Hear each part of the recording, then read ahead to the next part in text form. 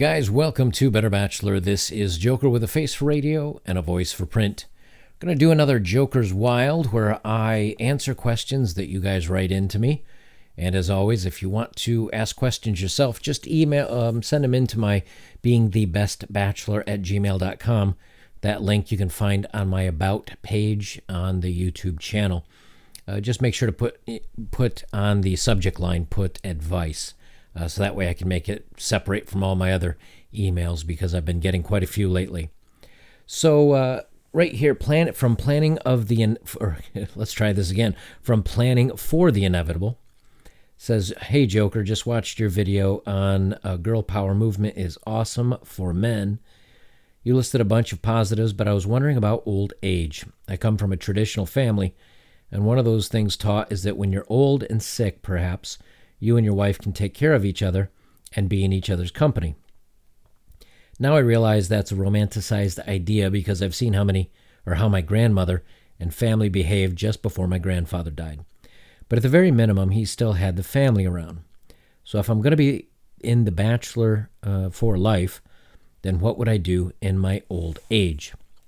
Well, a lot of times we think of this and we say, you know what, my favorite one from the women is they say, when I say, well, I'm going to be single, not going to get married, I don't need a wife for that kind of thing. Women are kind of only good to fool around with, don't need them for much else. My favorite post, or the favorite thing that I've ever been told, and I've seen this in posts as well, is then all of a sudden the women say, yeah, but, who's going to take care of you in old age? And aren't you afraid of dying alone? And who's going to cook and clean for you and be around the house for you? And my question is, if I always reversed it, can you imagine what would happen if I said, hey, I want to get married and have a family because, I need someone to cook and clean for me and so someone to take care of me in my old age. Women would tell you, you're full of it. I mean, they'd never accept those rules as a reason to get married. But when you say you don't want to get married, that's the only thing they really have to offer for you, is so you don't die alone, and so that if you're sick or you're old, you have something to do. Well, in answer to your question, I'll say this. Let's say you find a family. Say you find a woman and decide to have kids. What are the odds that you stay married with her until the end? Well, right now, it's about a 60% divorce rate. So already the odds are heavily stacked against you. Let's say you have kids. Well, the odds are pretty heavily stacked against you that you'll be able to have custody of them. You may have some custody of them, but, if things go poorly, nothing says that she won't be saying things behind your back to turn the kids against you and make them dislike you anyway. Now, oftentimes, as the kids get older, they realize that you're actually a good guy, and they kind of come around and they will accept you for you. But it's when you're a little bit younger, a lot of times it can be pretty rough, or when they're a little bit younger, pretty rough, that they don't necessarily take kindly to you because of all the ill words that the mother puts in their ears. But when you think about it, do you really want to say get married at, I don't know, if you're a young guy, 30 or even 40? Let's say you live to 80 or 85 years old. Do you really want to spend 45 years of your life with someone that, number one, the romantic life goes out the window after the first year or two? And then after that, well, the house gets decorated the way she wants it. And usually, if she is going to cook, very rarely are you going to get exactly what you want. Your special meal might be something that you want cooked for you, maybe once a week. But most of the time, it's going to be what either the kids want or what she wants because she's cooking it. I mean, I know if I was cooking for the family, I'd be cooking things that I was in the mood for, and they can just deal with it. Do you want to have to spend, I don't know, the tens of hundreds of thousands of dollars that you'd have to spend for both the kids and the missus for those 45 years until you're in your old age? So, in the end, it's basically spending all your life on somebody else, for somebody else, with no guarantees that she's going to even be there for you in the end. And if she is, what do you get? 5-10 years of where you're, in the last years of your life. When do you really need help? Well, if it's just a little bit of help, you can hire a nurse. There's nurses that you can hire to come in and help you with certain tasks. You can go to a home And of course, it doesn't sound very palatable at the time, but when everybody in the retirement home is your age, it's kind of like hanging out with other people. As a matter of fact, they're down here in, let's see, it's called the Villages in Florida. And down in Florida, in the Villages, they have some retirement homes, and they were having a real problem because the funk, the bedroom funk, old people were sleeping with each other, and they were catching stuff from each other, and they had to have doctors come in and get everybody cleared up because they were giving each other stuff back and forth because they weren't using protection, obviously, because no one's gonna get in the way of being pregnant. So. They're still getting some action at 60s, 70s, and 80s, although that's not really an image I want to think about to this date. So you have a couple of options. In your old age, you can have, number one, you'll have friends if you work at it. There's still hobbies. There are communities where retired people move to. There are activities that you can do. You can have a nurse. You can hire a nurse to come in and help you out and take care of you and help you with things around the house. As far as, having your lawn mowed and things like that, well, she's not going to help you with that. You're going to have to hire someone to mow the lawn. And if you're not able to climb up and fix the roof, well, she's certainly not going to climb up and fix the roof. So, let's define taking care of you. Most women can't cook nowadays, so she certainly wouldn't be cooking you dinners. She could probably scoop up the laundry and put it in a laundry machine for you, but you can do that for yourself. And again, if you're at that point and you can't do that, then more than likely you're going to hire a nurse or an assistant. You can hire a cleaning lady. When I had an apartment up in Raleigh, North Carolina, I had a cleaning lady come in once a month.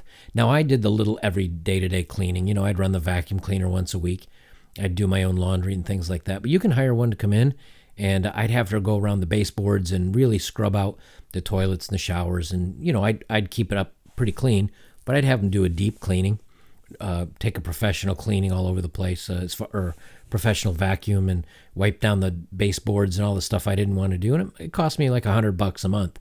At your age, that may be a lot of money, but as you get a little bit older, that's not too much. So, other than that, if you're thinking about just companionship, I don't know. You gotta kind of think of it like, what is companionship at that age? If you've been with somebody for 30 or 40 years, my parents have been together for 55, 60. They don't talk much. My mom sits on her iPad and she plays apps, mostly card games and like Mahjong and some other things like that. And my dad will be sitting there reading through like magazines for finance or he used to read Popular Mechanics. I don't know if that's around anymore, but he'd read mechanics or things about cars, and he reads his magazines. But they don't really talk much. They don't really communicate because they know everything.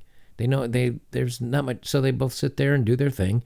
And usually the TV is on the background with news or game shows. So my dad likes the news, my mom likes the game shows, and they kind of have the same routine every day.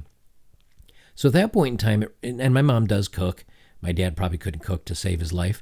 And my dad does all the little errands and mowing the lawn and things like that. Even at 85, he's still pretty active. So when you think about it, really companionship at that point in time is just a warm body in the room keeping you company. But that's not really, is that really happiness? I think I would rather, and not dedicate the 45 years before 85, because let's say I'm 45 now or 47 now.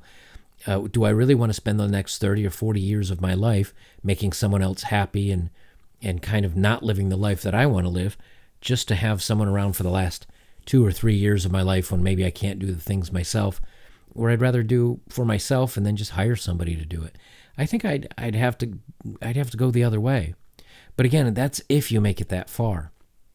First divorces end something like 60% of the time. Second divorces are 70, and I think third are 80 or 85.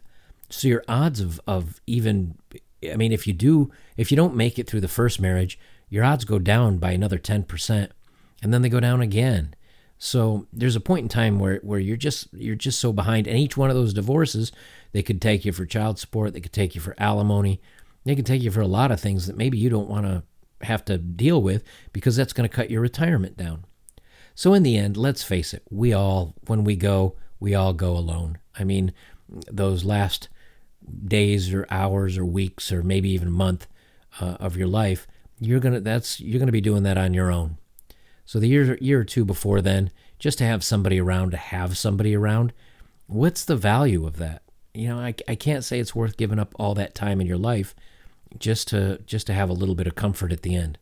So what I would say to do is, if having a family is important to you, it's a gamble. But if it's not to say that it can't happen for you. You're just going to be giving up a lot of your freedom, a lot of your choice, and you're going to be dedicating the next 20 years for your kids until whenever they go through college and finish that kind of thing. And then after that, you're going to be sacrificing the next 20 to 25 years of your life for a wife. So you're giving up the next 40 years of your life just for, again, those last few years. In the meantime, take someone like me. I'm going to casually date. I'll still have my fun. I'll probably have more action than you do because the action goes away after you have kids and you're married for a couple of years. So usually the single guys are getting more action than you are. I'll be able to travel. I spend my money as I wish. I get to enjoy the hobbies that I want. And the only time where your life might be a little bit better than mine is maybe in those last 2 or 3 years of life when you're surrounded by your loved ones and you're happy. But by then, I'll tell you, if I really still wanted to be surrounded by people that I think care for me, even if it's not really care for me, I'll go over to Southeast Asia. I'll get a wife that's 30 or 40 years younger than me.